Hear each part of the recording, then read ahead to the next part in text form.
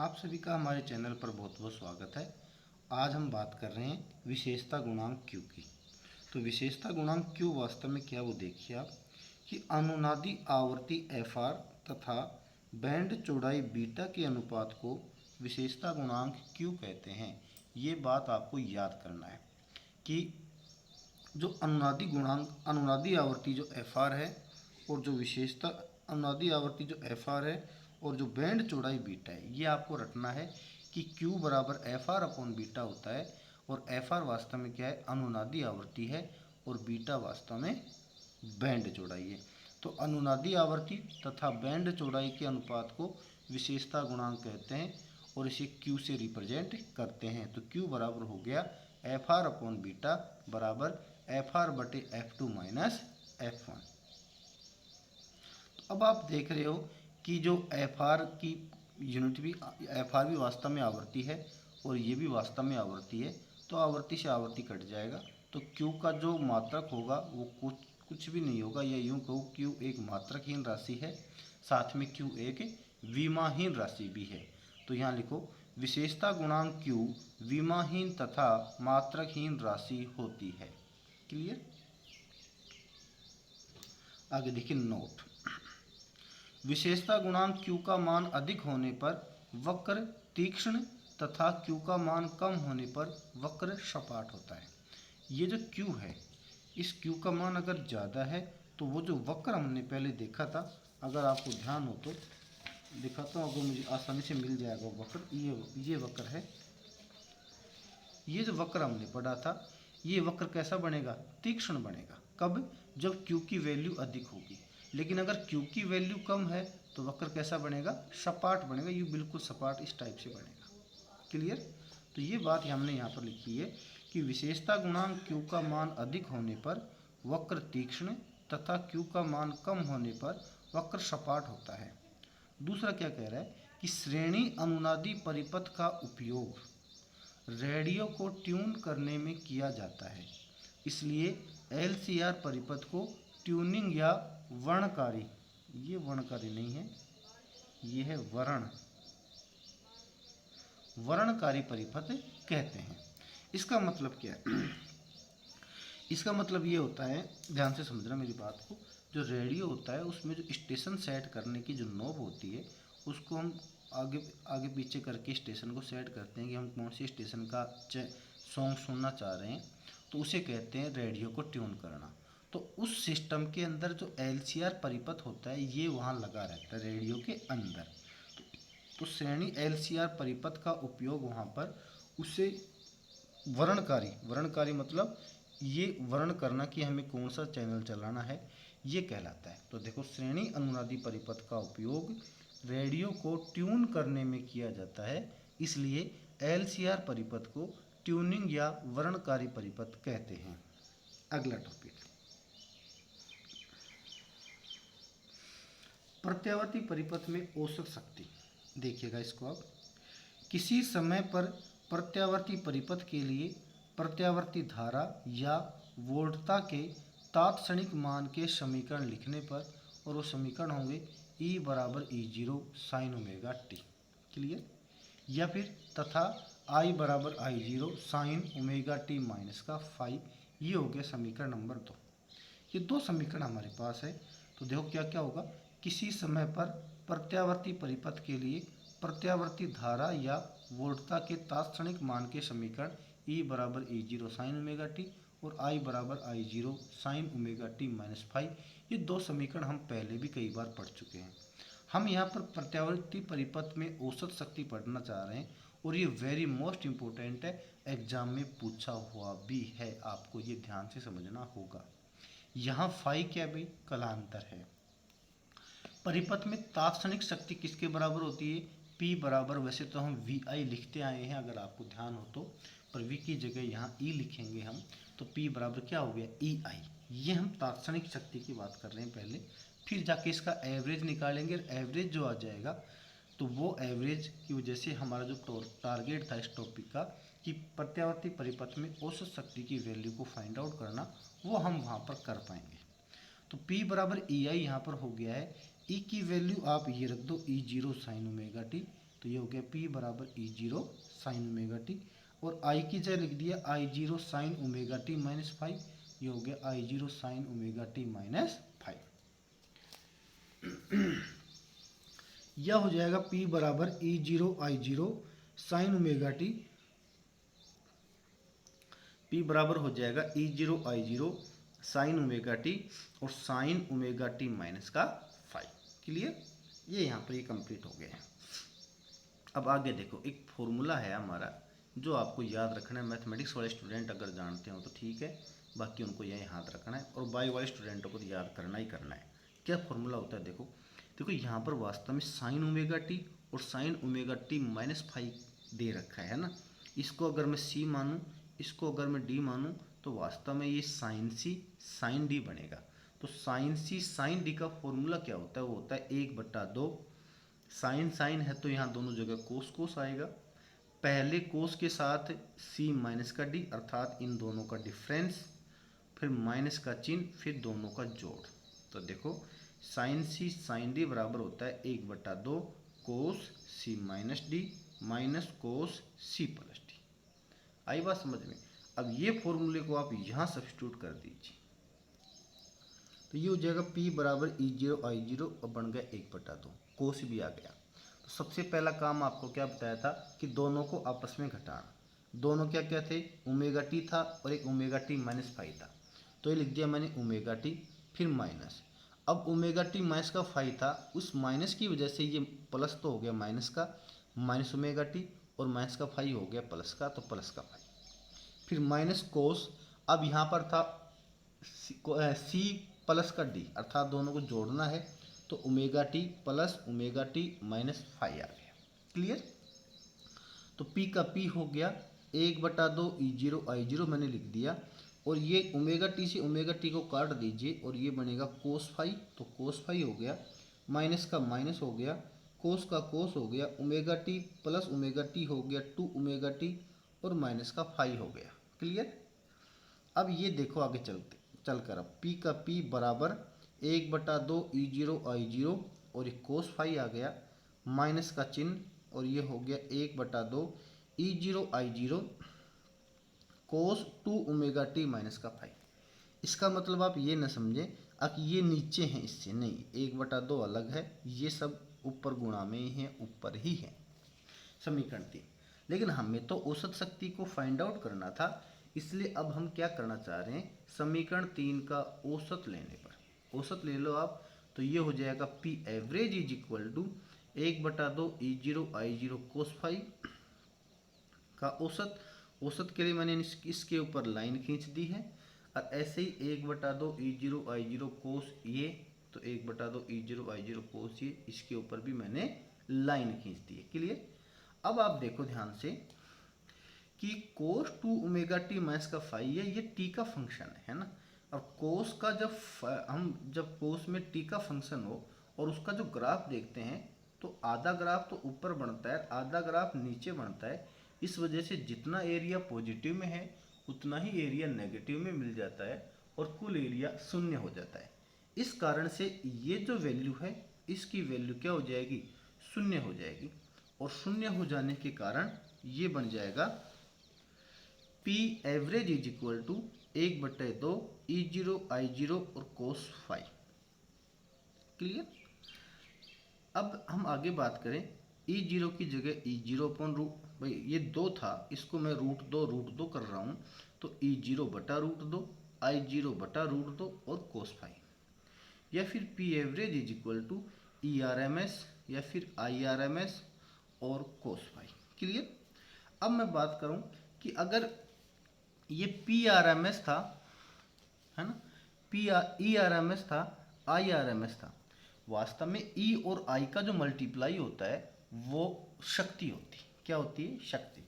अब ये RMS लगाया, तो ERMS को IRMS से मल्टीप्लाई करने पर जो शक्ति मिलेगा वो एक आभासी शक्ति होगी, विर्चुअल पावर होगी। तो VIR से बनता है विर्चुअल, तो ये हो गया PVIR is equal to ERMS IRMS is equal to आभासी शक्ति। तो P average is equal to PVIR और कोस ऑफ 5। अब यहाँ ये हमें औसत शक्ति का फॉर्मूला, ये भी हमारा औसत शक्ति का फॉर्मूला था जो हमारा टारगेट था। इसको हमने एक और रूप में लिख दिया कि P जो औसत शक्ति है या P एवरेज जो है वो P virtual into cos phi के इक्वल होती है। अब बात यहाँ आती है कि कोस फाई क्या चीज़ है। ये कोस फाई यहाँ पर वास्तव में, इस कोस फाई को हम शक्ति गुणांक कहते हैं। क्या कहते हैं? कोस फाई को शक्ति गुणांक कहते हैं। ये आपको अच्छे से याद रखना है कि कोस फाई क्या कहलाता है, वास्तव में शक्ति गुणांक कहलाता है। अब ये जो शक्ति गुणांक है जो हमने थोड़ी देर पहले देखा था, उसकी डेफिनेशन अब हम लिखना चाहेंगे। और शक्ति गुणांक की डेफिनेशन, शक्ति गुणांक के बारे में जो बातें हैं वो एग्जाम में पूछी जाती रही हैं और वास्तव में बहुत बहुत इंपॉर्टेंट है, आपको इसे ध्यान से समझना होगा। तो देखिएगा, शक्ति गुणांक के लिए हमने वहाँ लिखा था कि P average is equal to P virtual into cos phi, याद हो तो आपको। तो कोस फाई बराबर हो जाएगा P average upon P virtual. Clear? P average वास्तव में औसत शक्ति के बराबर है, P वर्चुअल वास्तव में आभासी शक्ति के बराबर है, और शक्ति गुणांक को हम कोस फाई लिख देते हैं। तो ये क्या बन जाएगा, देखो आप, शक्ति गुणांक वास्तव में प्रत्यावर्ती धारा परिपथ में औसत शक्ति के P एवरेज तथा आभासी शक्ति P वर्चुअल के अनुपात को शक्ति गुणांक कहते हैं। बहुत सिंपल सी डेफिनेशन थी, अगर आपको वो फॉर्मूला याद है तो हम कह सकते हैं कि प्रत्यावर्ती परिपथ में औसत शक्ति तथा आभासी शक्ति के अनुपात को शक्ति गुणांक कहते हैं, या cos phi is equal to P average upon P virtual.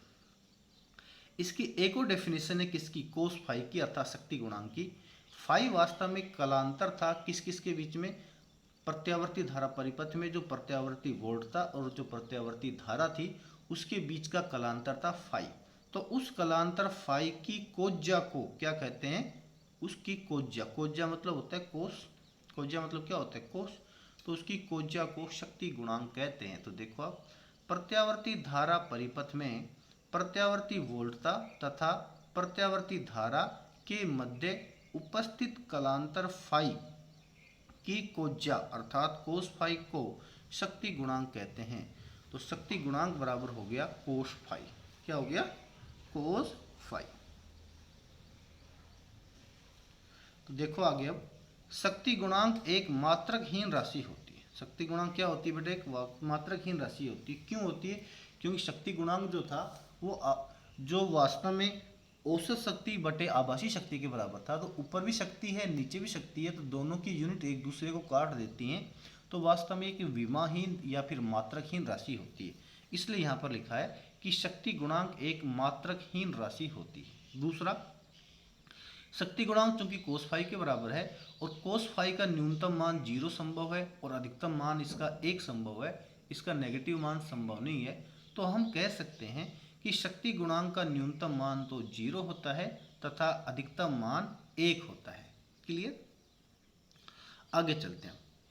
अगर मान लो किसी परिपथ में कोस फाई या शक्ति गुणांक की वैल्यू किसके बराबर है, 0 के बराबर है, तो हम कह सकते हैं कि उस परिपथ में ऊर्जा की हानि नहीं होती है। तो देखो, यदि किसी परिपथ में शक्ति गुणांक का मान 0 है तब उस परिपथ में ऊर्जा हानि का मान 0 होता है। क्लियर?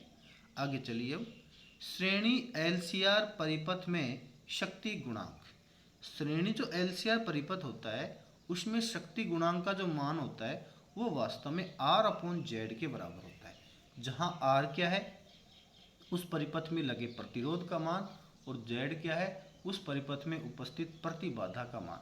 ये फॉर्मूला आपको डायरेक्ट याद रखना है कि श्रेणी एलसीआर परिपथ में शक्ति गुणांक का एक और फॉर्मूला होता है कोस फाई बराबर R अपॉन जेड। इसके आधार पर भी आप कह सकते हो कि कोस फाई एक विमाहीन तथा मात्रकहीन राशि होती है, क्योंकि R का मात्रक भी ओम होता है और जेड का मात्रक भी ओम होता है। तो देखो क्या डेफिनेशन बन गई, श्रेणी एलसीआर परिपथ में प्रतिरोध R तथा प्रतिबाधा Z के अनुपात को शक्ति गुणांक कहते हैं। क्लियर? आगे चलते हैं। नोट, अब नोट में हम क्या देखते हैं उसको समझो बात को, कि जो पंखे होते हैं उन पंखों में कैपेसिटर क्यों लगाते हैं, है ना। पंखे होते हैं, कूलर हो या पंखा हो, इन सभी में कैपेसिटर क्यों लगाते हैं, उसका रीज़न समझना आप। क्योंकि उसके अंदर कोयल होती है ना, तांबे की कोयल होती है। उस तांबे की कोयल की वजह से पंखा घूमता है, ये तो आप समझते होंगे। अब तांबे की कोयल होती हैं, कुंडलियाँ होती हैं, इस वजह से उनका प्रेरकत्व वहाँ पर उत्पन्न हो जाता है। किसका? कुंडलियों का।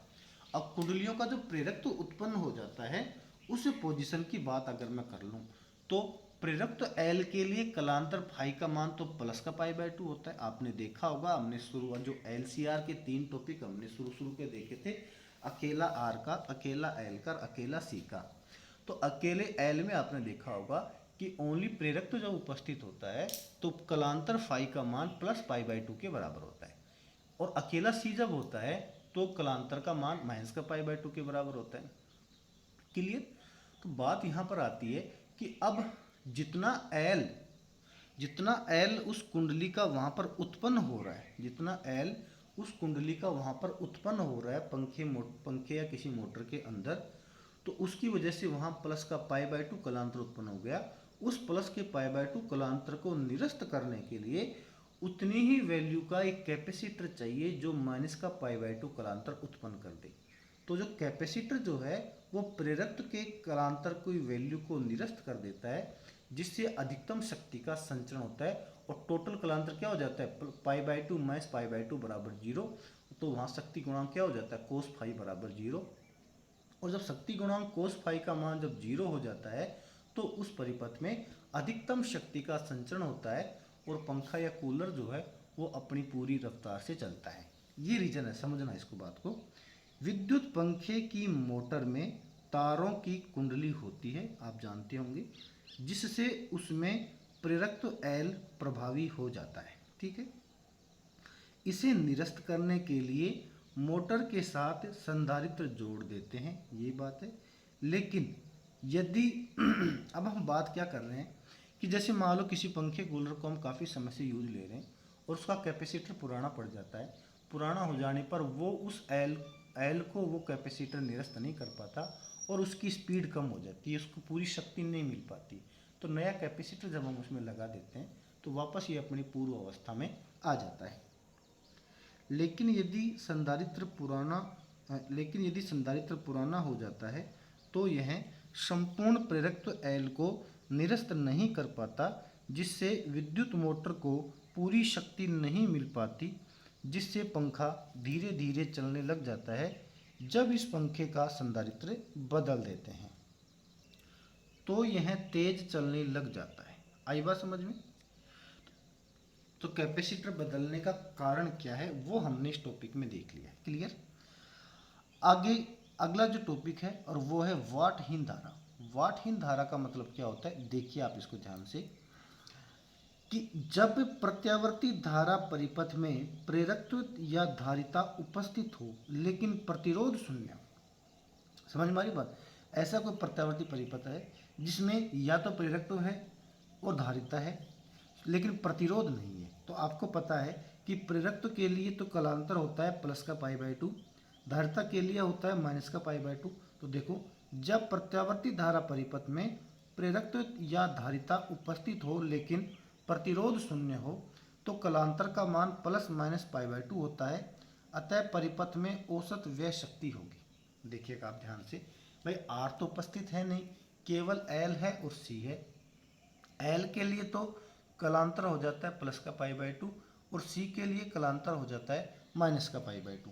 तो ये बन जाएगा P average is equal to E R M S I R M S cos plus minus pi by 2।